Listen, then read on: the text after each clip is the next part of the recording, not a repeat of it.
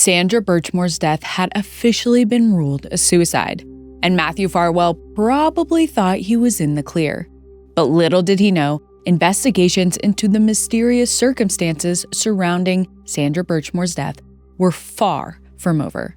Last episode, we dove into all of the details surrounding the Canton PD and Massachusetts State Police investigations into Sandra Birchmore's death. Tonight, we'll talk about the internal affairs investigation and the federal investigation that led to huge breakthroughs in this case. So without further ado, let's get into it. We allege that Sandra Birchmore survived years of grooming, statutory rape, and then sexual violence, all at the hands of Matthew Farwell. She tells a friend that suddenly he was doing weird things like inspecting areas of her apartment where she would later be found dead. Birchmore was 8 to 10 weeks pregnant when she died. Prosecutors allege that Farwell killed Birchmore because he worried about their relationship, which began when she was underage, that it would become public.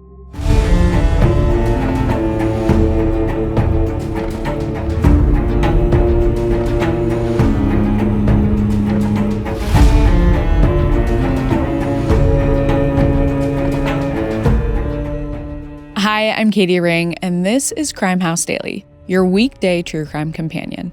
We follow the cases making headlines now where justice is still unfolding.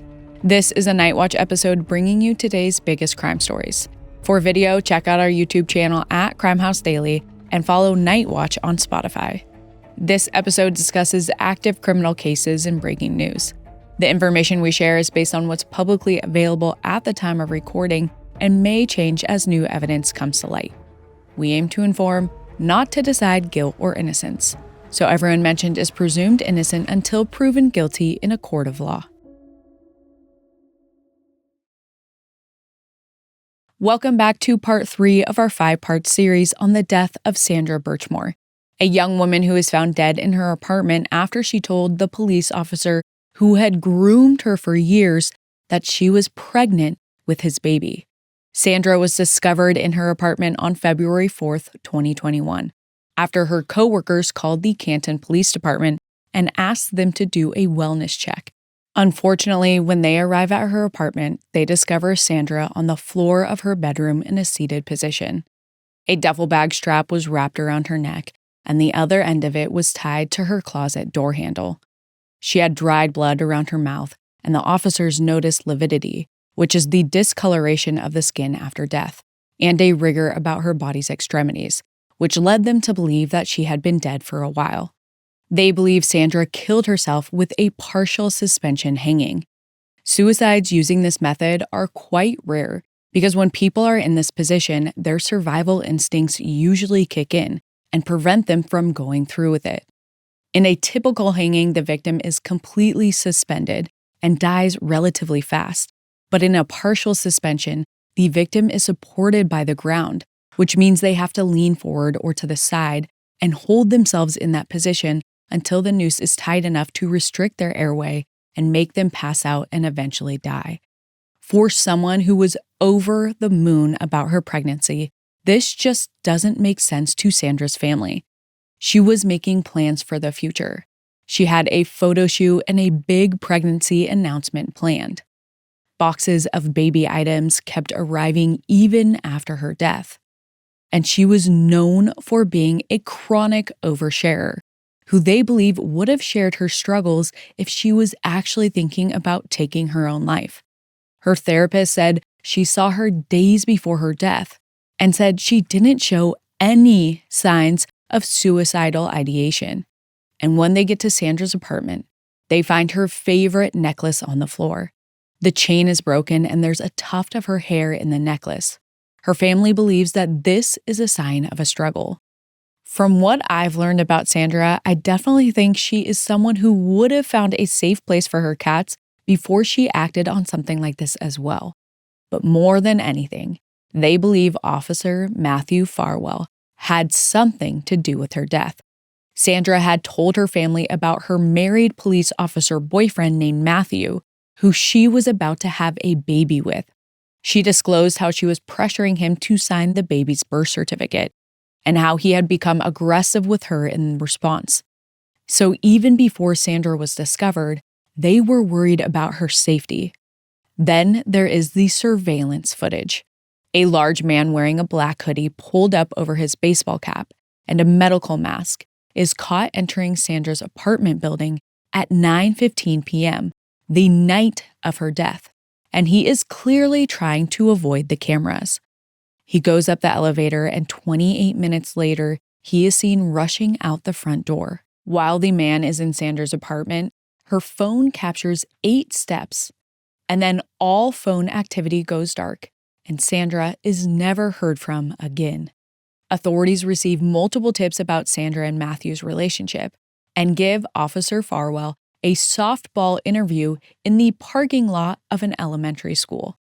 We later find out that he told multiple lies in this unrecorded and very cordial and casual interview. He even admits that it was him on the cameras, but he says that he was just there to break up with her, and the MSP officers at the time believe everything he says. The officers who reviewed the crime scene wrote that the place was a mess and cited this as a clear sign that she was depressed. They also note that there were no signs of a struggle and no defensive wounds. So they send over the report to the ME's office, and 3 months later, on March 21st, 2021, the medical examiner officially rules her death a suicide. It seems like a few of the MSP officers may have wanted to continue investigating Farwell, but after this determination, the DA, Michael Morrissey, drops the case and it's closed. But there are a lot of people who are not satisfied with that result. One of these people is Donna McNamara, Stoughton's first female police chief. She had worked with Farwell for a long time and had also watched Sandra grow up, and she wasn't going to let him get away with it or tolerate this kind of misconduct on her force. Chief McNamara didn't have jurisdiction over this case since it happened in the neighboring town of Canton, Massachusetts, which means she didn't have control over the criminal investigation. But one thing she could do is launch an internal investigation. Before we get into her findings, I will say that misconduct is not a new thing to this police department. Despite not being a large police force, Stoughton PD had a reputation in Massachusetts as the very worst department in the state. As far back as the 1970s, there were concerns that the town's officers were corrupt, especially the chief. In 1976, Chief John Donahue was convicted of knowingly receiving stolen goods. But this wasn't a shock to the community. In fact, there was even a running joke that if you told the chief you were going on vacation, your house would get robbed while you were away. 20 years later, another Stoughton chief landed in hot water. Chief David Young was fired for using department resources for non-police business. His successor, Chief Manny Cachopa, was even worse. Under him, the department was flagrantly corrupt and targeted people of color at one of the highest rates in the state of Massachusetts. Despite being indicted and removed from office for his actions, the town's select board voted to reinstate Cachopa in 2004.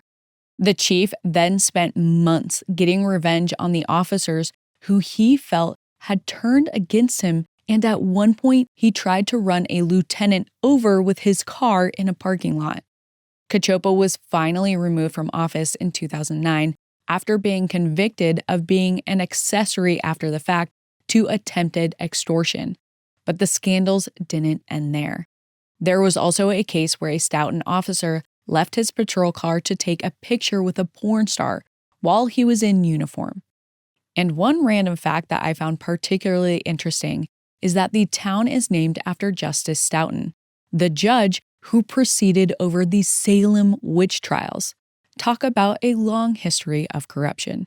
After decades of this kind of corruption, the town of Stoughton finally had enough of its bad reputation, and the citizens were counting on Chief Donna McNamara to turn the department around and keep it free from scandal. And things were good for a while, until Sandra Birchmore's death. After Sandra's body is discovered, Chief McNamara is immediately suspicious of Matthew Farwell. Even if he wasn't involved in her death, a former police explorer and a current Stoughton police officer being romantically involved doesn't sit right with her. On February 5th, 2021, the day after Sandra's body is discovered, Chief McNamara directs her deputy chief, Brian Holmes, to investigate Matthew's relationship with Sandra. Whatever resources or leeway Holmes needs for the investigation, McNamara gives it to him. She wants the truth to come out, no matter how bad it might make the department look. At the same time, McNamara places Matthew on indefinite paid suspension, pending the result of the investigation.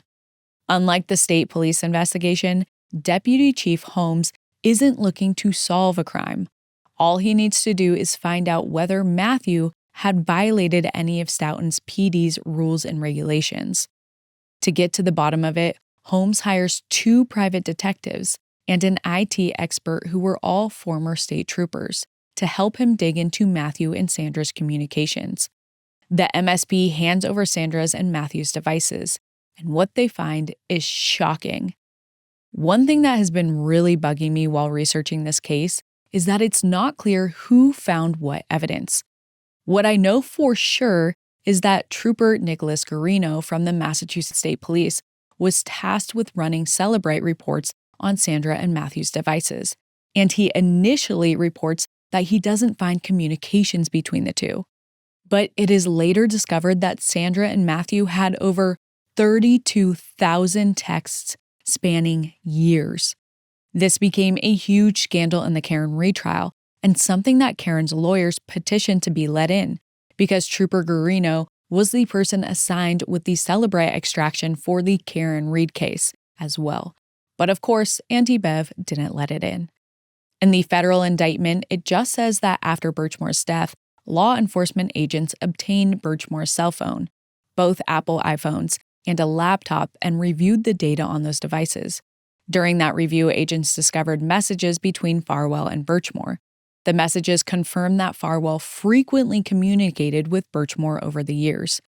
The messages also indicate that Farwell had sex with Birchmore when she was a minor, starting in or around April 2013, when Birchmore was 15 and Farwell was 27. Since it just says law enforcement, I can't find a definitive answer to whether or not the MSP had all of these communications before the suicide determination. Regardless, when they handed the devices over to McNamara's team for examination, all of the communications were exposed, and it was way worse than expected. While reading the over 32,000 messages, it becomes clear that Matthew had been grooming Sandra since the moment he'd met her. He had taken her virginity when she was 15, which in reality was actually just statutory rape. He had coerced her into engaging in his disturbing fantasies, including rape, role-playing as a minor, violent sex, and strangulation. He had emotionally and physically abused her for years, and he had sex with her while he was on duty. In total, the extraction of Sandra's data, including text messages, Facebook messages, and some other data, was 50,000 pages long. And when they start combing through this data, they realize that Matthew is not the only officer who had been taking advantage of Sandra. Matthew's twin brother, William Farwell, had been sleeping with Sandra as well, and both brothers knew about it. They also discovered that the officer who ran the Police Explorers program, Robert Devine, had not only turned a blind eye to the brothers' behavior, but had also become involved with Sandra himself. Even after Sandra's death is officially ruled a suicide in May 2021, the investigation keeps going. Regardless of how Sandra died, there are mountains of evidence that Robert and the Farwell brothers engaged in extremely inappropriate behavior, to say the least. By the spring of 2022, Holmes has everything he needs. Now it's time for him to talk to Matthew, William, and Robert. They're all looking for ways to avoid him, though, but they can't run for long.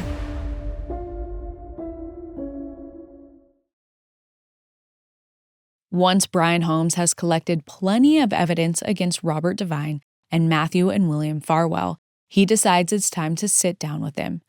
He's set to talk to Matthew first in early April of 2022. However, just a few days before his scheduled interview, Matthew resigns from the department, putting him out of reach for any punishment from internal affairs. And it looks like he might actually be able to get away with everything. By this point, Matthew's been on leave for over a year and has collected more than $89,000 in salary during that time. And he uses that money to obtain a commercial trucking license and start his own company. So even though he's no longer a police officer, his professional life keeps going strong, and his personal life doesn't seem all that impacted either. Despite the investigation against him and the threat of statutory rape and larceny charges, Matthew and his wife are still together. Personally, infidelity alone is a deal breaker for me, but staying by your husband's side, who is accused of murdering the woman he thought was pregnant with his child the day you were giving birth to your third child, is wild to me. With how well this tactic of resigning works for Matthew, William and Robert take a page out of his playbook, and just 3 days after Matthew resigns, William and Robert are placed on paid leave too. Just like Matthew, William and Robert can see the writing on the wall. They can deny their relationships with Sandra all they want, but the truth is going to come out. When William is suspended, he's actually already on leave for a National Guard deployment, serving in the Middle East, so Brian Holmes never gets the chance to talk with him. After William gets back, he and his wife move from Massachusetts to Maryland. He makes a career change as well and becomes a TSA officer on August 1st, and then resigns from the Stoughton PD, just like his twin brother. In his resignation letter, William writes, "I do not have confidence in the independence of the town's investigation." He denies that he had done anything wrong and swears that he hasn't violated any police guidelines. For now, the Stoughton PD won't get a chance to actually put that to the test. However, while the Farwells are out of reach, Robert Devine isn't. He is fighting back, but in a bit of an unorthodox way. While all this has been going on, Robert's been going to law school. And when Holmes interviews him on April 8th, 2022, Robert has graduated and passed the bar in Massachusetts. It doesn't make him immune from any punishment, but theoretically, Robert's newfound law knowledge could help him in the investigation. But if he thinks he can talk his way out of this one, he's wrong. When he first sits down with Holmes, Robert denies knowing anything about Sandra's relationship with Matthew until Matthew was put on leave. But almost immediately, he changes his answer, saying that Sandra had told him about it. However, Robert swears that any sex that happened between her and Matthew was between consenting adults, not a violation of any police guidelines. As for his own relationship with Sandra, Robert is being a bit cagey. He says she was a troubled kid who was obsessed with police officers, but that he'd purposefully kept his distance from her, even when she offered to bring him coffee. That claim doesn't hold up either. When Holmes asks about other kids in the Police Explorers program, Robert admits that yes, he had flirted with them, but he hadn't done anything illegal. And Robert's answers about his involvement with the Farwell twins are just as shaky. When Holmes brings up the time William impersonated an officer, Robert denies any knowledge of it. He says it must have been before his time, even though there are interdepartmental records of him counseling William in the aftermath. But even though this looks very bad, there's no indication that Robert broke any rules. At least, not yet. When Holmes mentions they hadn't found any communication between Robert and Sandra, Robert fires back, "Because you won't find it." But Robert was sorely mistaken, because a month later, Holmes' team discovers explicit Facebook messages between Sandra and a man named Marty Riggs, which is a reference to Mel Gibson's character in the movie Lethal Weapon. And it turns out that fake profile has a lot in common with Robert, and they end up officially linking the account to him. But Robert claims that he got hacked and that the profile isn't actually his, and that he won't discuss it further with Holmes. The clock against him is ticking though, and in August 2022, 2 weeks after William Farwell resigned from the Stoughton Police Department, Robert follows suit and retires. And he threatens to put his attorney's license to use if the department disparages him. But Holmes isn't holding back. Sure, Robert and the Farwells can no longer be disciplined by the department. However, Holmes can still release everything he's learned about them. And just a few days after Robert retires, that's exactly what Holmes does. After 19 long months, he releases his report about their misconduct, and it doesn't paint a pretty picture. Holmes says he doesn't think Robert Devine is a credible person, and that he violated the public's trust. The report describes Matthew and William as Robert's understudies, who learned the same kind of exploitive, misogynistic, and risk-seeking behavior that superseded his professional responsibilities. The report also highlights additional misconduct from within the department. According to Holmes, after some of Sandra's friends came forward to speak about her relationship with Matthew, other members of the department made threatening phone calls and accused them of lying. Additionally, they found that William Farwell had conducted multiple unauthorized searches of his and Sandra's names in the DCJIS database at least 26 times between 2017 and 2021. Many cops who do unauthorized searches in this database use it to stalk their exes, and William could have been stalking Sandra. But the fact that he searched himself as well leads me to believe that he was most likely checking if anyone had opened an investigation into his relationship with Sandra. Ultimately, the report finds all 3 of the officers had violated multiple departmental regulations in their relationships with Sandra. And Chief Donna McNamara wants to make clear that the department is no longer going to cover for that kind of behavior. On September 23, 2022, Chief McNamara holds a press conference to discuss the report. She says, quote, "All 3 men, the Farwell brothers and Devine, violated their oaths of office and should never have the privilege of serving any community as a police officer. Through a sustained and deliberate combination of lies, deceit, and treachery, they violated the policies and core values of the Stoughton Police Department, not to mention human decency." At the end of her press conference, Chief McNamara apologizes that members of her department had hurt Sandra so badly.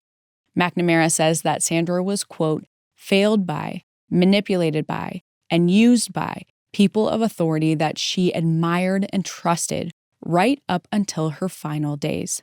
And even though the Stoughton PD can't discipline them, McNamara says that she's recommending that the state decertify all 3 as police officers, barring them from ever serving in law enforcement again. A number of Sandra's family members are in attendance at the press conference. They are horrified at the actions of people Sandra trusted so deeply.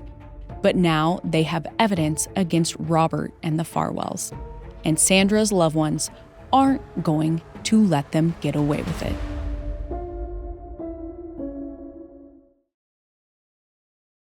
The 19 months between Sandra Birchmore's death and the publication of the Stoughton PD's Internal Affairs report was agonizing for Sandra's family. Throughout that time, her cousin, Angelique Perozzi, never stopped communicating with the police department and state police, urging them to take some kind of action. But the longer things went on, the less it seemed like anything was going to happen, especially when Sandra's death was ruled a suicide. But the Internal Affairs report gives them a little bit of hope that justice will be served. One of Sandra's other cousins says, quote, "She didn't know what love was really, and she was just giving these guys whatever they wanted when they wanted, just to get some kind of attention, affection, whatever it is." She continues on to say, They got their hands on her, they groomed her, and they're like, oh, we can just get away with this because she's got no family. She's got no one to care for her. But that's not the case. Sandra's family is ready to fight for her. In December 2022, 3 months after Stoughton PD's report came out, Sandra's family files a wrongful death suit in civil court, claiming Matthew, William, and Robert's abuse drove her to suicide. The suit also names the town of Stoughton and its police department, accusing them of negligence in hiring the Farwell brothers. This isn't criminal court, so unfortunately, Robert Devine and the Farwells won't face jail time if they're found liable. But now they'll still have to show their faces in court and could face severe financial consequences. And that's not their only problem. In 2023, the Farwell brothers' certification is rescinded by the state of Massachusetts, banning them from serving as law enforcement officers and placing them on a national registry for problem officers. The Farwell brothers don't fight it, although Matthew doesn't admit to any wrongdoing. But when the state tries to strip Robert of his certification, he does fight it. The back and forth drags on so long that his certification eventually just expires. So Robert won't be serving as a police officer anymore. But he's not placed on the National Registry for Problem Officers. It's still a form of justice, but it's not criminal justice. And soon, others help Sandra's family keep up the fight. Kirk Minahan is a Boston area radio and podcast host known better for his loud rants about sports than criminal justice advocacy. But in 2021, he'd started a podcast called The Case, which looked at the mystery surrounding the disappearance of Jennifer Lynn Fay in 1989. And in the show's second season, Kirk and his team dove deep into the details of Sandra's death. They managed to uncover some things that the police had missed, including a photo of Matthew holding his newborn baby in the hospital, in which he's wearing the same clothes from the surveillance footage from Sandra's apartment. As a reminder, Matthew was spotted on camera going into Sandra's building the night she died, and he and his wife's third baby was born the next day. Season 2 of The Case, along with continued investigation from the Boston Globe, helps Sandra's story find a nationwide audience. One member of the audience is Melissa "Mizzy" Berry, a content creator and advocate for the families of homicide victims. Mizzy gets in touch with Sandra's family, who give their blessing for her to keep fighting for Sandra and prove that she didn't actually die by suicide. In February 2023, Mizzy creates the Justice for Sandra Birchmore Facebook page, and it quickly gains a passionate audience. Soon enough, their advocacy spills out into the real world. In August 2023, members of the group post flyers outside of the office of the Norfolk District Attorney, Michael Morrissey, to protest what they believe is a mishandling of Sandra's case. When they demand to speak to him, they're told he's on vacation, but he won't be able to duck them for long. The group keeps at it, growing their audience day by day, and they end up gaining attention from the Justice for Karen Read movement, which also involves alleged misconduct by the same Norfolk DA. Karen's case captured the nation's attention. It's one that I personally followed extremely closely, and if you want a comprehensive deep dive on it, you can check out our own 5-part series on it. And thanks in part to Mizzy Berry's efforts, Sandra's case is getting a ton of attention too. By the end of 2023, Mizzy's group has more than 14,000 members, keeping Sandra's story in the public consciousness. They're working toward a common goal, holding Matthew Farwell accountable for his actions. Because even though Matthew has had his certification stripped and has the civil trial looming over him, he's still able to live his life as a free man. But along with the public advocacy happening around Sandra's case, things are moving behind the scenes too. The FBI has been quietly investigating Sandra's death, and they agree with Sandra's family. There is a lot more to this story.